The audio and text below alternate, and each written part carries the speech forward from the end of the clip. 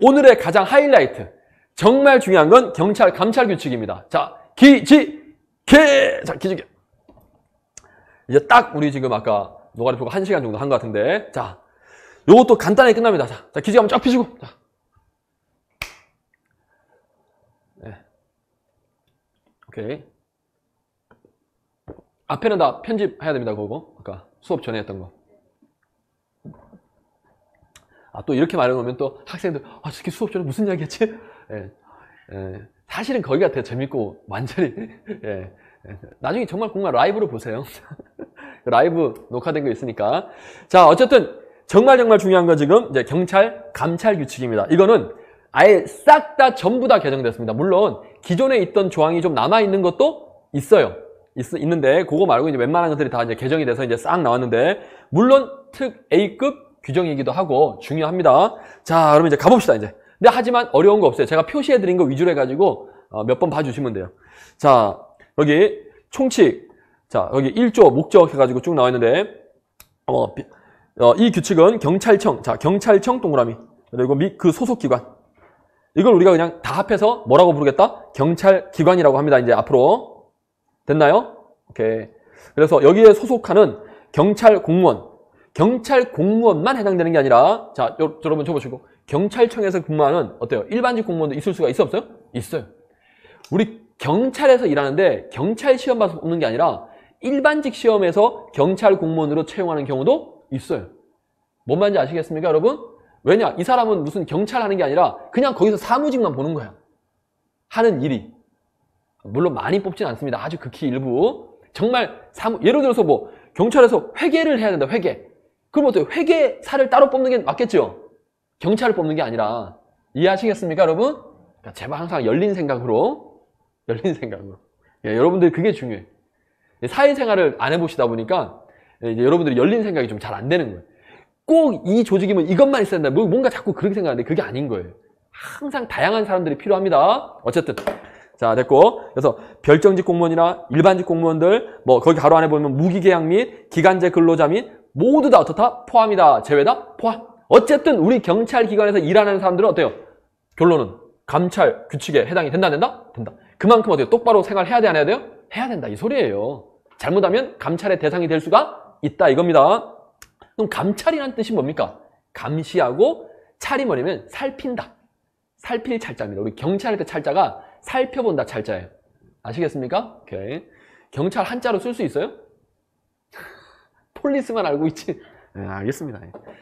자, 그래서 의무경찰 등 다 포함입니다. 공직기관 확립과 경찰행정의 적정성. 자, 적정성 동그라미 이거 시험입니다. 실제로 나왔습니다. 최근에.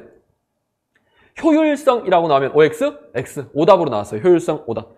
자, 우리 감찰은 일을 얼마나 잘하냐, 이 효율적으로 빨리빨리 하냐, 이런 게 중요한 게 아니지요. 얼마나 청렴결백하게, 정직하게, 공정하게 일을 잘 수행하느냐, 거기에 초점 맞춰준 겁니다. 비리를 저지르지 않느냐. 그래서 적정성 확보를 위해서 만든 규칙이에요.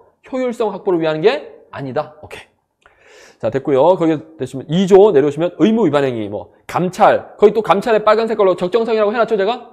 칼라로 인쇄하시면, 자, 여러분 다 흑백으로 인쇄하는 사람 모르겠는데, 이거 칼라로 인쇄한 분들은 칼라로 제가 이거 일일이 새벽까지 제가 어제 새벽 3시 넘어서 이거 올렸습니다. 이게 다 제가 수작업한 거예요. 오케이. 생각을 해봐. 이거 색깔 한다고 이것도 그렇고 고민할 거 아닙니까? 다 봐서. 그만큼 연구를 졸라게 많이 한다는 거예요. 오케이. 자, 칼라로 뽑아서 봐요. 이거 아끼지 말고, 돈 아끼지 말고. 자, 적정성. 여기도 적정성입니다. 자, 뭐 감찰관은 당연히 감찰하는 경찰을 말하고요. 자, 내려오셔서 4조 봅니다. 4조. 감찰관의 행동 준칙. 자, 거기 준칙이란 말 나오죠? 준칙이 뭐냐면 기준 할 때 준입니다.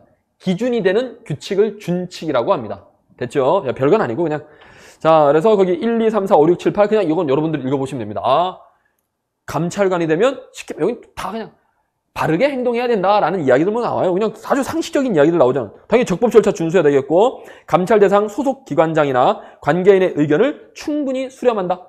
됐습니까? 조사할 때. 근데 거기에 감찰 대상자 소속 기관장 동그라미 빨간색 1호에 보시면 4조 1호에 감찰 대상자 소속 기관장입니다. 감찰관의 소속 기관장이라고 나오면 OX, X. 내가 감찰관이에요. 우리 소속 기관장이 중요한 게 아니라 감찰을 내가 할 대상자 있죠? 그 사람의 소속 기관장의 의견을 잘 들어보라는 거예요. 가서 뭐 들어보겠습니까? 이 사람 평상시에 어땠습니까? 내가 물어보겠지요. 그럼 그쪽에서 이야기 해줘 안 해줘요? 해주겠지요. 예, 그런 거 잘 들어보고 감찰을 해야 된다는 겁니다. say 예. 오케이. 그래서 여기 감찰 대상자예요. 감찰관이라고 나오면 OX? X입니다. 자, 그리고 뭐 2호, 3호, 4호는 뭐 친절하고 겸손한 자세로 해야 된다. 비밀을 지켜야 된다. 뭐, 예, 쓸데없는 정보는 수집하지 말아야 된다. 당연한 거죠. 사생활과 관련된 쓸데없는 것들은 어때요? 이거 감찰 대상과 무관한 것들은 조사하면 된다, 안 된다? 당연히 안 됩니다. 예, 됐고. 넘어갑시다. 5조. 예, 감찰관의 결격 사유. 당연히 이런 사람들은 감찰관이 될 수 없다. 될 수 없다. 결격 사유니까 될 수 없다. 될 수 없다. 어떤 사람들이냐? 거기 금품, 향응, 그리고 공금횡령, 유용, 그리고 성폭력 범죄로 징계 처분받은 사람. 당연히 이런 사람들은 된다, 안 된다? 감찰관이 되면 안 되겠죠. 근데 이런 사람들은 징계 말소 기간이 있습니다. 그러니까 징계 기간이 지나고 나중에 복직을 하거나 이제 다시 일을 하겠죠. 그렇다 하더라도 어때요? 나중에 시간이 한참 흘렀다 하더라도 감찰관 될 수 있다, 없다? 없다. 이 사람들은 절대 감찰관이 안 됩니다. 그런데 거기 2호 별표하시고 2호에 보시면 1호 이외의 사유. 1호가 뭐였습니까? 돈 관련되는 거, 금품, 향수수, 공금횡령 또는 성 관련되는 거 됐습니까? 성폭력 범죄. 어쨌든 돈 관련, 성 관련 말고 다른 걸로 내가 징계를 먹었다. 그럴 때는 어때요? 징계 말소 기간이 경과하면 나중에 시간이 지난다면 나중에는 감찰관이 될 수도 있어, 없어요? 있어요. 이해하셨습니까? 오케이, 끝. 자, 그러니까 말소 기간이 경과를 안 하면 감찰관이 될 수 없고 기관이 경과를 하면 시간이 한참 흘러서 경과를 하면 가능하다라는 겁니다. 됐고. 그러니까 시험 문제에서 어떻게 바꾸내겠어요? 성폭력 범죄로 징계 처분을 받은 사람이 하더라도 말소 기간이 경과가 되었다라면 감찰관이 될 수도 있다. OX, X. 성폭력 범죄는 절대로 감찰관이 될 수가 없다. 이렇게 오답으로 나올 수가 있다는 거예요. 이해하셨습니까, 여러분? 집중. 자, 그리고 내려오셔서 6조 봅니다. 감찰관의 선발. 자, 감찰관은요, 예전에는 너 감찰관에 뭐 이럴 수 있었는데 이렇게 하면 안 됩니다. 스스로 원해야 됩니다. 스스로. 그래서 하기 싫은데 감찰관이 된 사람들도 되게 많아요. 임명돼가지고 너 해 이러니까. 여러분, 남의 뒷조사라는 게 좋아요? 싫을 수도 있어요? 싫을 수 있죠. 아, 나는 그냥 범인 잡는 게 좋은데 동료의 비리를 내가 뒷조사하는 게 너무 내가 싫을 수 있잖아요. 그래서 어떻게 한다? 지원한 사람들 중에서 뽑습니다. 그래서 거기 뭔 말인지 아시겠죠? 예. 그래서 감찰관의 선발은 보직 공모에 응모한 사람 동그라미, 응모. 빨간색 글씨 있죠? 그리고 몇 인 이상? 3인 이상 추천받은 사람. 나는 별로 하고 싶지 않은데 동료들이 아, 너는 진짜 네가 감찰관 해야 돼. 너 같은 사람이 정말 해야 돼. 라고 추천하는 거예요. 몇 인 이상? 3인 이상. 그런 사람들 중에서 임명할 수가 있습니다. 선발할 수 있어요. 이해하셨죠? 응모한 사람, 그리고 몇 인 이상? 3인 이상 추천 받은 사람. 물론 바로 뽑는 게 아니라 적격 심사를 거칩니다. 적격 심사 동그라미 치시고. 이해되셨죠? 그래서 직권으로 선발하는 게 아니라 적격 심사를 반드시 거쳐야 됩니다. 그럼 그 2항에 보시면 적격 심사에 관한 세부 사항은 누가 별도로 정한다? 경찰청장님 동그라미. 자, 요런 건 다 시험이에요. 적격 심사에 관한 기준들을 정해놔야 되겠죠? 어떻게 심사할 건지. 그거 누가 정한다고요? 경찰청장님이 정해줍니다. 자, 그리고 7조. 감찰관이 되면요, 신분보장. 감찰관이 내가 원해서 이제 됐다. 되면 어떻다? 다른 데로 보낸다. 그 일만 시킨다? 그 일만. 됐죠? 최소 몇 년 동안은? 2년 동안은 보장해줍니다. 2년. 예전에 몇 년이었습니까, 이게? 감찰관이 3년이었는데 2년으로 줄였습니다. 됐죠? 그래서 2년 동안은 감찰관을 계속 시켜줍니다. 오케이? 다른 데로 전보한다, 전보 안 한다? 안 한다. 이게 원칙이에요. 특별한 일 없는 한. 물론 예외도 있어, 없어요? 있겠죠. 만약에 뭐 승진을 했다거나 승진해가지고 얘가 경찰서장으로 가야 돼. 뭐 하여튼 그런 거 말고 기본적으로는 몇 년은 지켜준다? 2년. 이거 3년 아닙니다. 자, 그런데 실제로 내가 해보니까 원해서 하긴 했는데 또는 추천받아서 하긴 했는데 해보니까 내가 너무 힘들다. 딴 데로 가고 싶다. 그럴 수도 있죠. 그러면 몇 년? 최소한 1년 한 다음에 1년. 그래서 거기에 이거는 예전에 있던 내용입니다. 그렇죠? 1년 이상 성실히 근무한 감찰관에 대해서는 희망 부서로 전보를 해줍니다. 됐나요? 그래서 기본적으로 아까 몇 년이다? 2년. 그리고 몇 년 지나면 1년 지나면 딴 데 갈 수 있다. 네. 자, 됐고요. 그리고 8조입니다. 적격심사 아까 한다 그랬죠? 예, 적격심사 기준은 아까 누가 정한다 했습니까? 경찰청장. 지금 외우셔야 됩니다. 근데 감찰관 보직 후 2년마다 동그라미. 2년마다 계속 적격심사를. 처음에 뽑을 때도 적격심사 하고요. 뽑아놓고 나서도 어때요? 애가 또라이가 나중에 될 수도 있겠죠?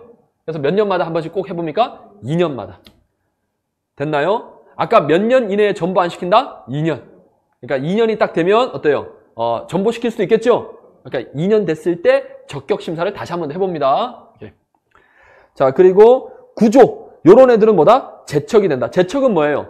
아예 뭡니까? 너는 아웃. 너는 감찰관이 될 수가 없다. 자격이 안 된다. 이 소리예요. 그거는 당연한 이야기들을 보시면 감찰관 본인이 내가 감찰관인데 내가 지금 감찰을 받아야 돼. 내가 나를 감찰할 수가 있어 없어요? 없죠. 그러면 내가 감찰관에서 그 해당 사건에서는 제척이 된다는 거예요. 제외된다. 제척은 거기 제외된다. 감찰관 신분이 없어지는 게 아니고 그 사건에 대해서는 내가 제외된다. 내가 그 사건은 감찰을 조사를 할 수가 없다. 내 사건이니까. 됐죠 여러분? 예, 제척 제외된다. 이렇게 이해하시면 돼요. 자, 그리고 본인의 의무 위반 행위로 인해 내가 잘못해가지고 누군가가 피해받았어요. 됐습니까?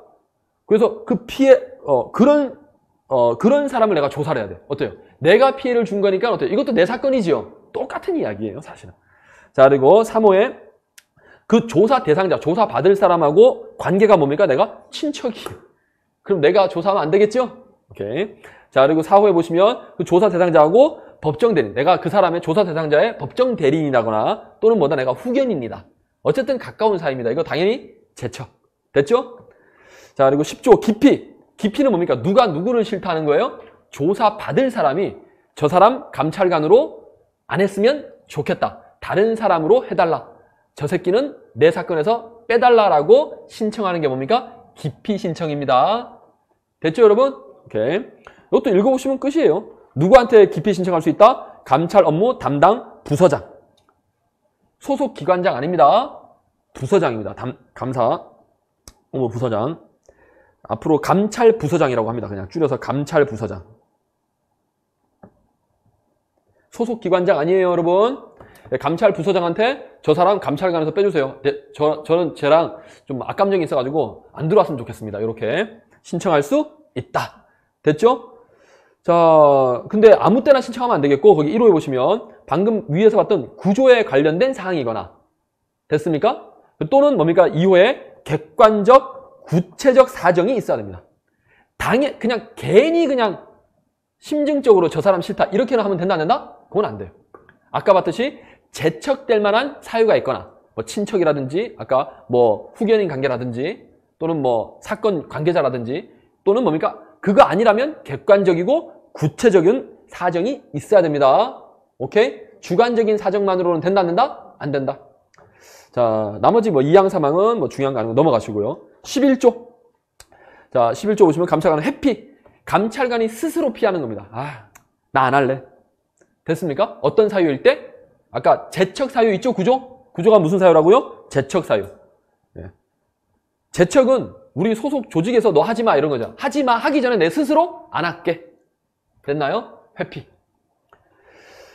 자, 됐고요. 나머지는 됐고 넘어가셔서 12조입니다. 12조. 자, 관할. 이거는 원래 있던 내용입니다. 12조, 13조, 14조 뭐 이런 내용들은 원래 있던 내용이에요.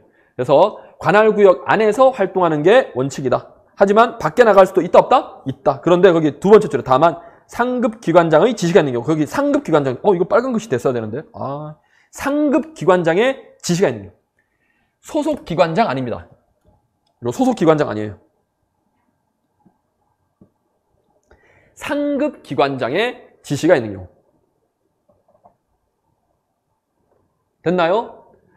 하여튼 요런 최신 문제들 저기 우리 이제 앞으로 동형 모의고사에서 제가 출제를 합니다. 그리고 미리 말씀드리면 동형 모의고사는 학생들과 함께 할 겁니다. 실제 시험도 보고 원래 하던 스타일로. 네, 기대하세요. 제가 공고 띄울게요. 네, 서울에 계신 분들은 같이 참여하시면 좋겠습니다.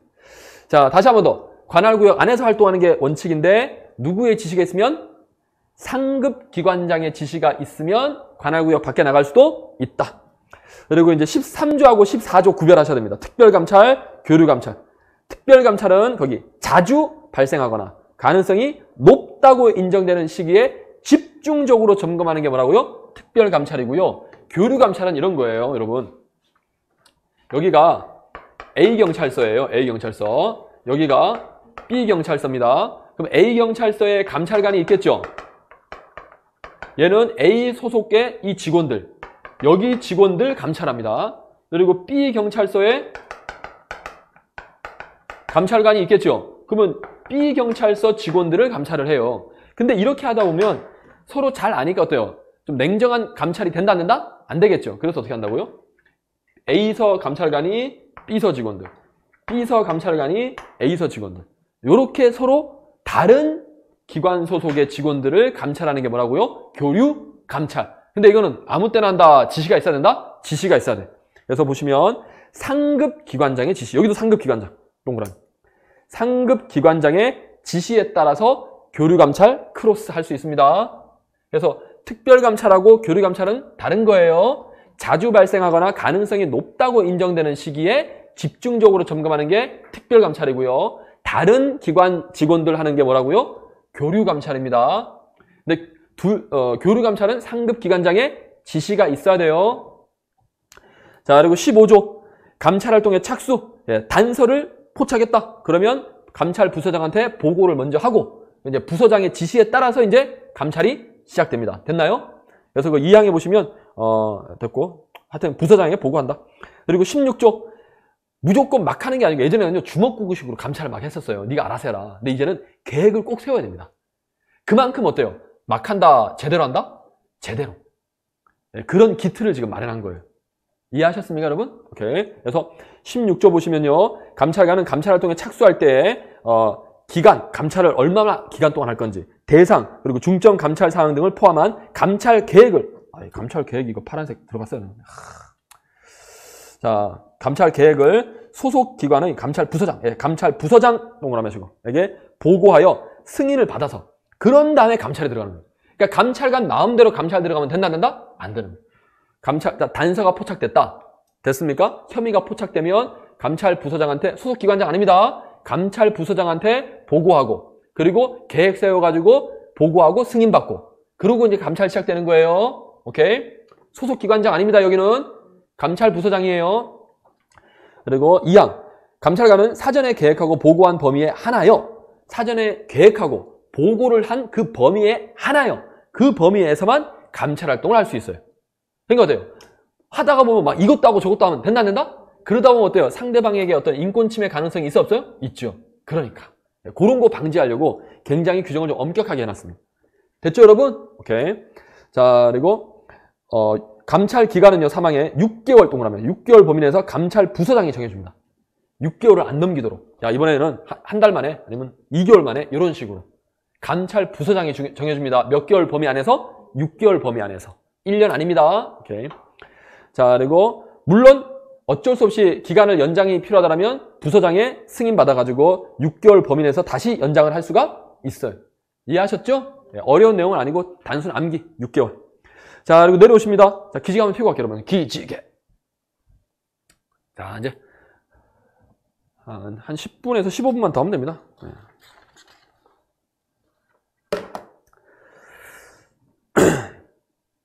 10분, 15분 이야기 안 할 거. 20분 되면 또 욕할 텐데. 자, 집중. 17조입니다. 자료의 제출 요구. 자, 감찰 받은 사람한테 이런 자료 좀 갖다 주세요라고 요구할 수 있어 없어요? 있어요. 당연한 이야기죠. 자, 근데 요구를 할 때는 이런 자료 같은 걸 또는 당신 좀 나와봐라. 출석. 좀 만나자. 됐습니까? 이런 거 요구할 때는 최대한 요구한다. 최소한 요구한다? 최소한으로 요구해야 됩니다. 왜? 최대한으로 하면 어때요? 수시로 막 나오라고 막 귀찮게 하겠지요. 고난을 막 남용할 가능성이 있잖아요. 그래서 최대한이다, 최소한이다, 최소한 요구합니다. 자, 그래서 거기 보시면 조사 출석, 진술서 제출, 자료 제출, 현지 조사 협조 요구 이런 걸 할 수가 있는데 최소한. 그리고 2항에 보시면 이렇게 요구를 받은 그 해당 조사 받는 사람은 어때요? 정당한 사유가 없는 한 거절할 수 있다, 없다? 없다. 예. 정당한 사유가 있으면 거절할 수 있지만 그게 아니라면 요구에 응할 수 있다, 응해야 된다? 응해야 됩니다. 오케이.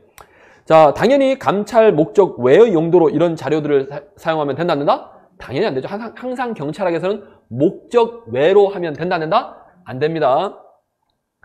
자, 됐고. 뭐 18조, 19조는 여러분들 그냥 읽어보시면 됩니다. 뭐 별거 아니고 당연히 감찰관이 갈 때 감찰관 증명서 보여줘야 돼, 안 보여줘야 돼? 보여줘야죠.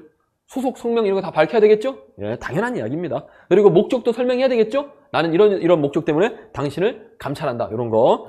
자, 그리고 결과 보고 당연히 하겠죠. 근데 자, 19조 봅니다. 예. 19조에 보시면 18조도 해드릴게요. 18조 보시면 마지막 줄에 감찰할 때 목적의 설명, 이건 할 수 있다 설명해야 된다? 당연히 해야 되겠죠. 그리고 19조에 보시면 감찰관은 감찰 활동의 결과 소속 공무원의 의무 위반 행위 쭉 해서 이런 발견한 경우 이를 소속 경찰기관의 장에게 보고한다. 자, 이거는 감찰 부서장이 아니라 소속 기관장이에요. 근데 뭘 보고한다는 거예요? 결과. 조사를 쭉 했더니 이 새끼가 나쁜 짓 한 게 맞아. 확인이 됐어요. 확인이 됐으면 이제 징계로 넘어가야 되겠죠. 여기는 징계 전 단계입니다. 감찰은. 뭔 말인지 아시겠습니까? 그래서 확정이 됐다면 이제 징계를 때려야지. 그럼 징계를 때리기 위해서는 누구한테 보고한다고요? 소속 기관장한테. 이 녀석이 뇌물 받은 게 맞습니다. 우리가 조사해보니까, 감찰해보니까 맞아요. 뭔 말인지 아시겠죠? 다시 한 번 더 그 19조에 보시면 감찰관은 감찰 활동의 결과 동원을 쭉 해서 발견을 한 경우, 확실하게 발견이 됐어요. 그러면 소속 기관장에게 보고한다. 됐나요? 이제 기관장은 알아서 이제 처리하겠죠. 이것도 색깔을 칠했어야 되네, 지금 보니까. 자, 넘어가겠습니다. 그리고 20조에 보시면 감찰관은요, 항상 뭡니까? 비리가 있는지 조사하고 다녀야 되겠죠? 첩보 수집을 해야 됩니다. 매월 몇 건 이상? 매월 한 건 이상.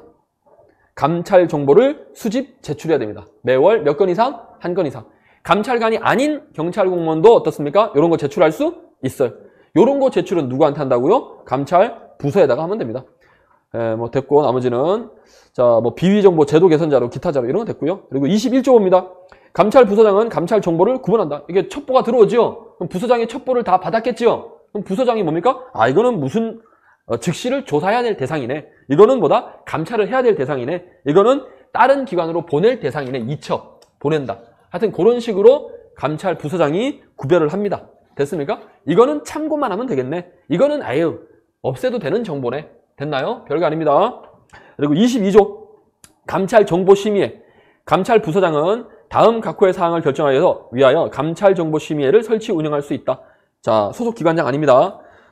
감찰 정보 구분하는 것. 감찰 활동 착수와 관련되는 것. 자, 감찰 정보를 내가 부서장이 다 받았는데 이거를 즉시 조사할 대상으로 할 건지, 아니면 폐기할 건지, 아니면 참고만 할 건지, 뭐 이런 식으로 혼자 결정하기가 어려울 수도 있겠죠. 그럴 때 의논해보기 위해서 뭘 만드는 거예요? 감찰 정보 심의. 그러니까 감찰 정보에다 동그라미 하시고.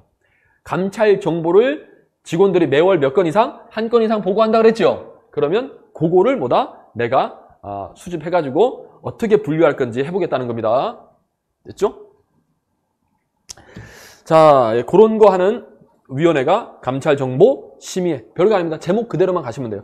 그래서 요 위원장을 포함한 심의회는 3명 이상 5명이야. 자, 뭐 그 정도. 외울 게 좀 많네요. 그렇죠? 네, 이렇게까지는 너무 디테일하지 않을 것 같긴 한데 어쨌든 그 정도. 자, 넘어가시고 23조입니다. 당연히 평가를 해야 되겠죠. 잘했나 못했나. 기본적인 평가는 개인별 평가다. 개인별 평가 동그라미. 개인별로 하는데 자, 팀별로 하는 게 아닙니다. 개인별로. 개인별로 하고요. 그리고 개인별로 하되 기간은 언제마다 한 번씩 분기별로. 개인별로 평가하되 기간은 분기마다, 쉽게 말해서 분기마다 개인별로 평가한다는 거예요. 됐죠? 개인별로 성적표를 낸다는 거예요. 분기마다 한 번씩. 자, 됐습니다. 뭐 24조는 경찰청 감찰 담당관이 감찰 정보 시스템을 또 구축 운영할 수 있다. 이런 것도 있다네요. 됐습니다. 이건 크게 중요한 거 아니고. 자, 그리고 5장 넘어갑니다. 감찰 조사 및 처리. 자, 25조. 요것도 이번에 바뀌었습니다. 자, 조사를 할 때 당신 좀 나와라 라고 우리가 출석 요구할 수 있죠. 그래서 출석 요구는 며칠 전까지 우리가 출석 요구할 수 있다 그랬습니까? 그전에는 2일 전이었는데 이제는 3일 전. 징계를 할 때도 마찬가지죠. 3일 전까지 뭡니까? 도달돼야 된다. 여기는 뭐 이제 도달까지는 아니지만 출석 요구서라든지 구두로 말로도 뭡니까? 나와라 라고 할 수 있어 없어요? 있어요. 근데 며칠 전까지? 3일 전. 2일 전이 아닙니다. 3일 전. 물론 사안이 급박하다면 어떻다? 거기 다만 사안이 급박한 경우 또는 조사 대상자의 요청 동그라미. 그럴 때는 즉시 조사할 수도 있어요. 사안이 급박하거나 요청이 있는 거. 이때 요청은 감찰관이 요청하는 겁니까? 감찰 받는 사람이 요청하는 겁니까? 받는 사람. 받는 사람이 그냥 빨리 해주세요. 이렇게 요청하는 거예요. 내가 먼저 요청하면 안 됩니다. 그러면 어때요? 상대방이 거절하기가 어렵겠죠? 뭔 말인지 아시겠어요? 네. 그러니까 예전에는 그랬어요. 그러니까 요청이란 말에다 동그라미 하시고 동의라고 하면 X입니다. 동의는 뭐예요? 내가 먼저 요청을 하고 동의받는 거죠. 쉽게 말해서 감찰관이 우리 좀 바로 하면 안 될까요? 내가 요구를 했어. 그러면 감찰 받는 사람이 알겠습니다. 이게 동의죠, 동의. 이러면 어때요? 아무래도 어떻습니까? 거부하기가 어렵잖아요. 그렇죠? 그러니까 이런 게 아닙니다. 스스로 요청을 해야 돼요. 지금 바로 하겠다라고. 아니면 사안이 너무 급박하든가. 뭐 시효가 얼마 안 남았다든지 요럴 때. 됐죠? 자, 그리고 내려오시면 2항, 3항은 됐고요. 4항에 보시면 감찰관은 조사 대상자의 방어권 보장을 위하여 필요한 경우에 조사 대상자의 동의를 받아, 이때는 동의입니다. 조사 대상자 소속 부서장에게 출석 요구 사실을 통지할 수 있다. 이건 뭐예요? 자, 얘가 방어권, 변명을 할 기회를 받기 위해서 어떻습니까? 얘가 지금 일을 못하고 어때요? 뭐 증거 수집을 하고 다닌다든지, 예를 들어 내가 지금 조사를 받는 사람인데 어때요? 조사를 잘 받아야 내가 징계 안 먹을 거 아닙니까? 근데 그러면 어때요? 업무를 잘 할 수가 없겠죠? 그럼 어때요? 소속 부서장한테, 부서장한테, 예를 들어 내가 경비과다 그러면 경비과장님한테 좀 말을 하고 이만저만 해가지고 내가 이거 좀 처리를 해야 됩니다라고 말을 해야 되잖아요. 근데 어때요? 내가 말하는 게 좋아요? 감찰관이 좀 말해주는 게 좋아요? 그때는 감찰관이 좀 말을 해주는 게 좋겠지요? 예, 그런 겁니다, 그런 거. 그래서 감찰관이 소속 부서장한테 과장님, 지금 당신 직원 내가 지금 감찰하고 있으니까 그 업무에서 조금 배제해 주시고 요거 좀 조사 좀 잘 받게 해달라고. 대신에 이것도 어떻다? 동의를 받는다, 요거는. 왜냐? 그게 좋을 수도 있지만 또 싫어하는 사람도 있겠죠? 왜? 부서장이 내가 몰랐으면 좋겠는데. 뭔 말인지 아시겠습니까? 그러니까 막 하면 안 되고 동의 받아서 통보해 줄 수 있다는 거예요. 이해하시겠죠, 여러분? 오케이. 자, 그래서 꼭 통지한다. 통지해 줄 수 있다? 해줄 수 있다. 네, 동의 받아가지고. 본인이 싫다 그러면 안 해요. 왜? 우리 부서장님 모르게 그냥 조용히 좀 넘어갔으면 좋겠어요. 이럴 수도 있잖아요. 이해됩니까? Say yeah. 오케이. 자, 됐고. 그리고 26번 변호인 선임할 수 있습니다. 됐나요? 이런 규정이 없었어요. 그만큼 뭡니까? 조사 대상자의 방어권 보장, 인권 보호를 굉장히 잘해주고 있는 거죠. 왜냐? 이번에 이런 일이 있었잖아요. 여자 경찰관이었나요? 조사받다가 자살해버렸잖아요. 뭐 남자 경찰관도 그런 게 있는데 어쨌든 감찰받다가 너무 압박감에 시달려가지고 어떻다? 자살해버려요. 그런 경우 때문에 어떻다? 이제 같은 경찰끼리도 좀 지켜줘요. 그러니까 지금 규정들이 다 뭡니까? 지금 조사받는 사람이 좋아진 거예요. 지금 조사하는 사람 어때요? 되게 피곤해졌죠? 네, 그겁니다. 딱 그러니까 맥락을 알고 들어가야 돼요, 여러분. 자, 됐고. 변호인 선임할 수 있다. 그리고 다만 감찰 부서장의 승인을 받았다면 변호사가 아닌 사람을 특별 변호인으로 선임할 수도 있다. 그러니까 변호사를 선임해도 되고 변호사가 안 된다는, 왜? 변호사 쓰면 돈 많이 들잖아요. 그래서 변호사 자격이 없는 사람도 어때요?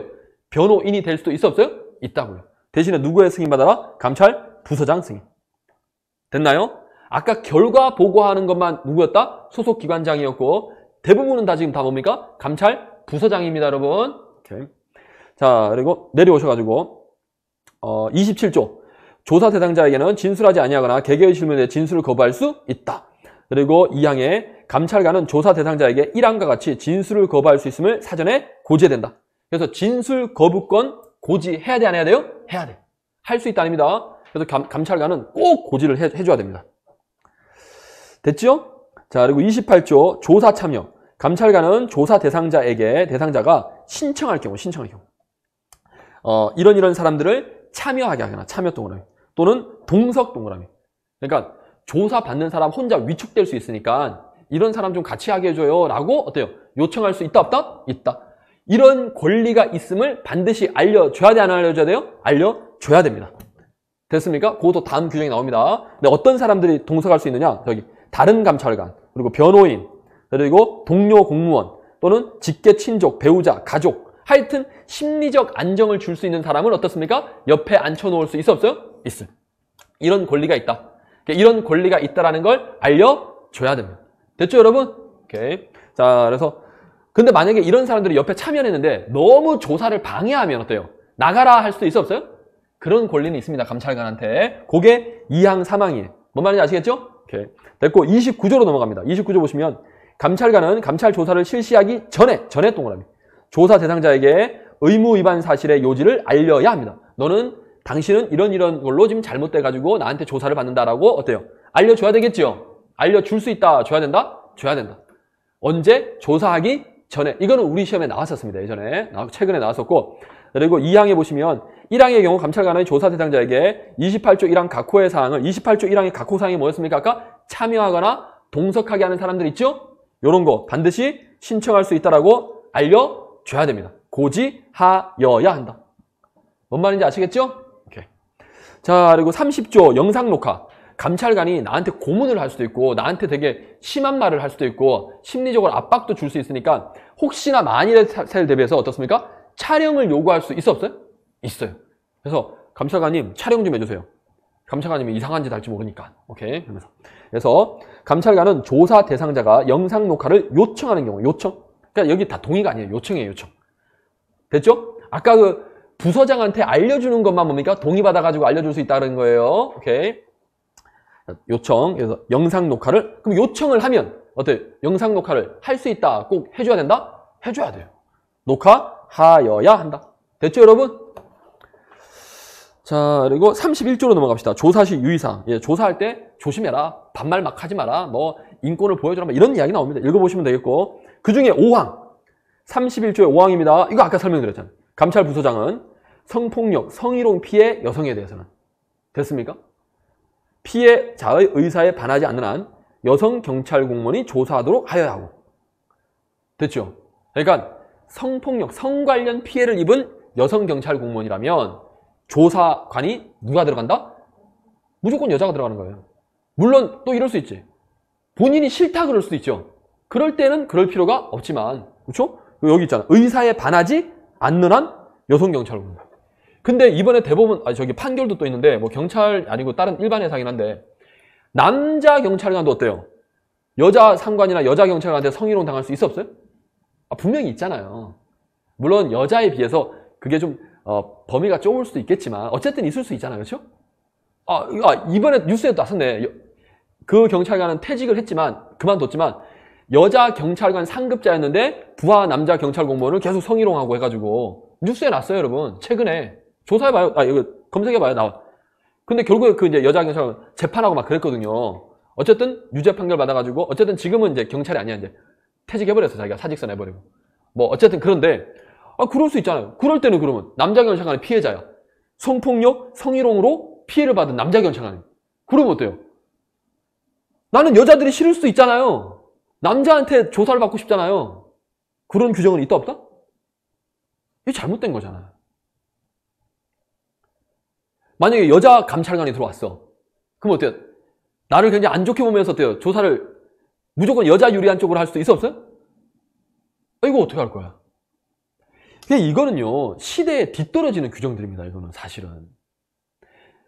뭐 요즘 직장 내 뭐 괴롭힘 방지해가지고 외모에 대한 칭찬도 하면 안 된다. 뭐 하면 안 된다. 아예 말을 하지 말라는 거예요.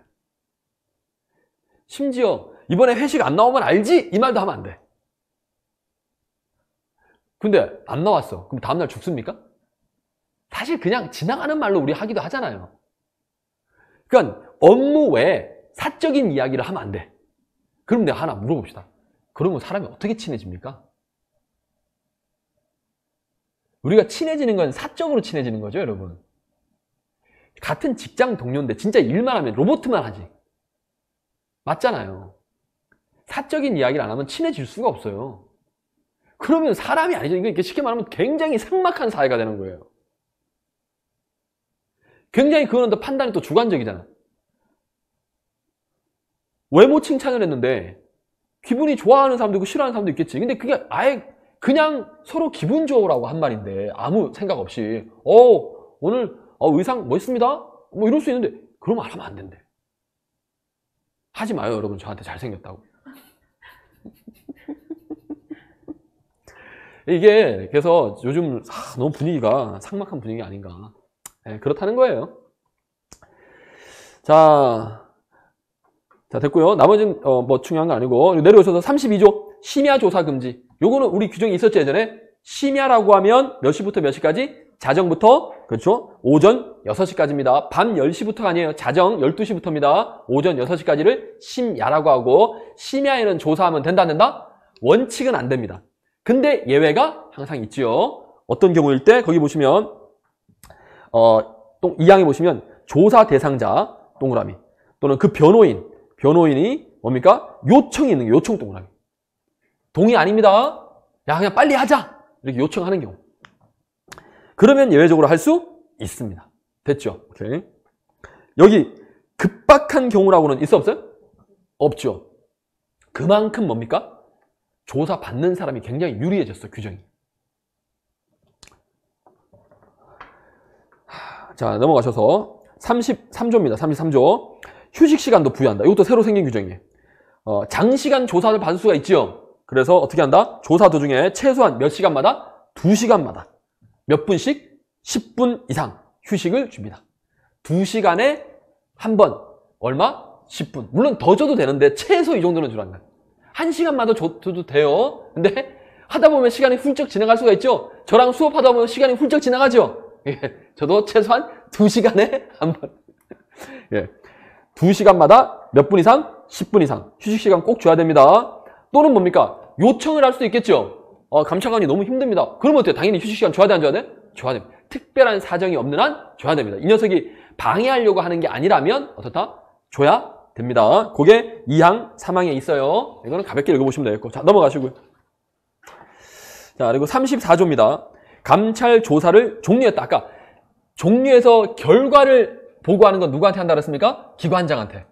결과 보고. 그래 기관장이 뭡니까? 그걸 보고 어떻다? 징계를 때리거나 아니면 상을 주거나 뭐 이렇게 결과를 하겠죠. 그래서 거기 34조에 조사를 종료하게 되면 소속 기관장에게 결과를 보고해야 한다. 됐죠 여러분? 이때는 감찰 부서장이 아니에요. 감찰 부서장 아닙니다. 자 그리고 감찰을 받은 조사 대상자한테도 알려줘야 되겠죠. 예. 여러분 합격 통지 어때요? 문자 메시지로 막 오지요? 우리 경찰 합격해도. 그래서 여기 서면 또는 전화, 문자 메시지 이런 등의 방법으로 통지해 줍니다. 예. 무조건 서면이다. 여러 가지 방법이 있다? 여러 가지 방법이 있다. 예, 됐고요. 자 그리고 의무위반행 사건이 뭐 이건 이송은 뭐 됐고요. 35조입니다. 35조 중요한 내용이죠. 이거는 자주 시험에 나왔었습니다. 이거는 기존에 있던 내용인데 민원 접수 받았다. 민원 접수가 뭐냐면 민간인이 어떻다? 당신 경찰서에 있는 어떤 직원인데 이런 비리가 있어요. 이거 좀 조사해달라고. 요렇게 어때요? 첩보가 들어올 수 있어 없어요? 민원이 들어올 수 있죠? 그러면 민원 받고 나서 몇 개월 이내에 처리한다? 2개월입니다. 2개월입니다. 자, 근데 또 이런 경우가 있을 거예요. 내가 A경찰서인데 B경찰서 직원이 뭡니까? 우리한테 알려주는 거예요. 당신 A경찰서 직원 중에 이런 비리 있는 걸 우리가 알고 있다. 조사해봐라. 됐습니까? 그래서 다른 기관 소속 공무원으로부터 우리가 통보를 받았습니다. 요럴 때는 몇 개월 이내에 처리한다? 1개월입니다. 자, 그러면 이제 학생들이 헷갈릴 거예요. 민원 접수를 더 빨리 해줘야 되는 거 아니야? 국민들을 위해서? 되게 착한 생각하는 거죠. 자, 근데 여러분 민간인이 첩보를 제공해 주는 거 하고 같은 공무원인데 다른 기관 공무원이 알려주는 거 어떤 게 더 신빙성이 높을까요? 공무원이 알려주는 게 훨씬 더 신빙성이 있겠죠? 공무원이 막 하진 않을 거 아닙니까? 민간인은 열받아서 그냥 막 할 수도 있잖아요. 뭔 말인지 아시겠어요? 오케이. 그래서 확실한 게 이쪽이기 때문에 어떻다? 1개월 이내 빨리 처리한다는 거예요. 민원 접수는 2개월. 됐죠, 여러분? 이 정도만 안 헷갈리고 딱 기억할 수가 있을 겁니다. 근데 이제 새로 생긴 규정이 있는데 그 35조에서요. 1항, 2항, 3항 됐고 거기 4항에 보시면 민원 사건을 접수한 경우에 접수 몇 개월마다? 매 1개월마다 어떻다? 1개월 경과할 때마다 또는 감찰 조사를 종결했을 때는 사건 처리 진행 사항을 통지해 줍니다. 그러니까 아직 종료가 안 됐다. 종료가 되면 당연히 통지해 줘야 되는 것이고 1개월이 지났는데 종료가 안 됐다. 그럼 어떻다? 다 통지해 준다. 지금 진행이 이렇게 되고 있다. 진행 사항. 이런 규정들도 생겼습니다. 감찰관들이 굉장히 피곤해졌죠, 지금. 됐죠, 여러분? 당연히 이런 통지는 어떻게 한다고요? 문서로 합니다. 문서로. 휴식 좀 하자고. 그럼 쉬었다가 나중에 녹화된 거 보세요. 다 됐어, 임마. 경찰이 이 정도도 못 참아. 자, 지금 나는 지금 팔팔하게 하고 있는데. 때려쳐! 씨! 참아! 휴식 같은 소리 하고 있는. 됐고요. 36조입니다. 아까 했죠? 기간 통보. 다른 기관에서 알려줬을 때는 몇 개월? 1개월입니다. 자, 됐고요. 그리고 그 2항에, 36조 2항에 보시면 이것도 중요한 내용. 이거는 기존에 있던 내용이에요. 자, 감찰관은 검찰, 경찰 그 밖의 수사기관으로부터 수사 개시 통보를 받은 경우에는 자, 감찰관이 우리 자체적으로 조사도 하지만 어때요? 다른 기관에서 수사기관에서 조사나 수사가 들어올 수도 있어 없어요? 있어요. 오케이. 자, 그럴 때는 감찰 절차를 또는 진행하지 아니한다, 아니할 수 있다? 아니할 수 있다. 그래, 그럼 니네 조사해봐. 니네 조사 끝나고 우리가 할게. 그래서 우리가 멈출 수도 있고 아니면 같이 진행을 할 수도 있고 그래서 아니할 수 있답니다. 오케이. 자, 그리고 37조입니다. 감찰부서장은 감찰처분심의위원회를 설치 운영하세요. 아까 우리 감찰정보심의에 봤었죠? 정보를 분류하는 거. 됐죠? 여기는 처분. 어떤 처분을 할 건지. 됐나요? 오케이. 네, 그런 거 심사하는 곳입니다. 네, 여기는 3명 이상 7명이요. 아까 정보심의위원회는 몇 명이었습니까? 3명 이상 5명이야죠. 네, 정보심의하고 좀 다르죠. 아, 이 새끼들. 외워야 돼요. 어쩔 수 없어요. 자, 됐고 내려옵니다. 외우는 건 여러분 보시면 되겠고 그리고 38조입니다. 감찰 조사 결과 통지를 받았습니다. 그 통지를 받은 날부터 자, 그 결과 보니까 결과가 너무 안 좋아. 근데 내가 너무 억울해. 그럴 수도 있어 없어요? 있죠. 그러면 이의 신청할 수 있어야 돼 없어야 됩니까? 있어야 되겠죠. 그래서 결과 통지를 받고 나서 며칠 이내? 10일 이내에 누구한테? 경찰 기관의 장에게 이때는 기관장한테 아까 왜냐? 결과는 누구한테 보고한다 그랬습니까? 기관장한테 보고한다 그랬죠. 그러면 그 결과에 대한 이의 신청도 누구한테 한다? 기관장한테 이의 신청하는 거예요. 됐죠? 나 억울하다. 이의 신청할 수 있다. 며칠 이내? 10일 이내. 다 됐습니다. 오케이. 자, 넘어가셔서 39조입니다. 감찰 결과는요. 원칙적으로 공개 안 합니다. 왜? 이거는 개인적인 거니까 공개하면 된다 안 된다? 안 되죠. 아직 뭐 완벽하게 다 끝난 것도 아니잖아. 또 뒤집어질 수도 있잖아요. 다만 유사한 비위의 재발을 방지하기 위하여 다음 각 호에 해당하는 경우에는 공개를 할 수도 있다. 이해하셨습니까? 원칙은 공개 안 하는 건데 예외적으로 공개할 수도 있다고요. 그래서 중대한 비위라든지 언론 등 사회적 관심이 집중됐다. 그럼 뭐 어쩔 수 없이 공개를 해야 되겠죠. 우리 범인들도 어때요? 얼굴 모두 공개합니까? 공개를 안 하는 게 원칙입니까? 안 하는 게 원칙이죠. 그들도 인권이 있잖아요. 그렇잖아요. 요즘 우리나라 사회 분위기가 하기야 뭐 나쁜 짓 했다면 무조건 나쁜 됐고. 예. 근데 어때요? 반성을 하고 새 사람으로 다시 태어날 수 있는 기회를 줘야 돼 안 줘야 돼? 근데 처음엔 너무 조져버리면 그런 기회가 있다 없다? 지금 그런 쪽으로 너무 가는 거 아닙니까? 오케이. 자, 어쨌든 됐고 여기도 마찬가지입니다. 예, 어쨌든 원칙은 비공개인데 할 수도 있다. 자, 그리고 내려오시면 물론 공개 여부를 결정할 때는 혼자 결정하기는 좀 그러니까 어떻다? 처분심의위원회 의견을 들어서 최종 결정한다. 그러니까 그만큼 신중하게 공개 결정을 하라는 겁니다. 됐죠? 직권을 하는 게 아니라 의견을 들어보고 결정합니다. 처분심의위원회. 처분심의위원회 앞에서 방금 봤죠? 예, 그래서 공개 처분을 할지 말지. 그래서 몇 명이다? 37. 됐죠? 아까 정보심의위원회는 정보를 분류하는 겁니다. 어떤 정보인지, 오케이, 바로 조사할 정보인지, 아니면 폐기시킬 정보인지 이런 거. 자, 그러면 이제 거의 다 끝났네요. 마지막, 자 40조입니다. 40조. 뭐 이건 됐고, 그리고 2항에 보시면 굵은 글씨 감찰관은 의무 위반 행위에 대해서 자, 일반 공무원 말고 감찰관이 나쁜 짓을 했어요. 그럼 어때요? 일반 경찰 공무원보다 어떻게 더 세게 처벌받습니다. 그래서 가중하여 징계를 조치합니다. 됐나요? 오케이. 근데 성범죄라든지 금품범죄, 돈 관련 범죄 여기에만 한정된다. 뭐든지 다 그렇다? 뭐든지 다. 뭘 하더라도 너는 감찰관이기 때문에 어떻다? 더 세게 처벌합니다.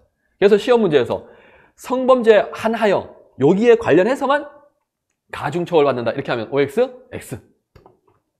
자, 드디어 마지막입니다. 41조. 경찰기관의 장은 조사 대상자가 정당한 이유 없이 출석 거부, 현지조사 불응. 하여튼 이런 걸로 방해를 한다면 그러니까 이 새끼가 조사를 제대로 안 받고 있네요. 자, 그러면 어떻게 한다고요? 징계 요구 등의 조치를 할 수 있다. 그러니까 원래는 감찰 조사를 딱 해서 혐의를 확정해가지고 확실한 증거를 가지고 어떻게 이제 기관장이 징계로 넘기는 건데 이 새끼가 제대로 조사를 지금 안 받고 있죠? 그럴 때는 바로 징계를 넘길 수도 있다 없다? 있다고요.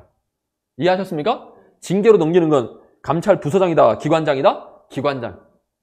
우리 징계 배웠었죠? 징계는 뭡니까? 그 기관장이 징계위원회 설치해가지고 처리하는 거예요. 오케이?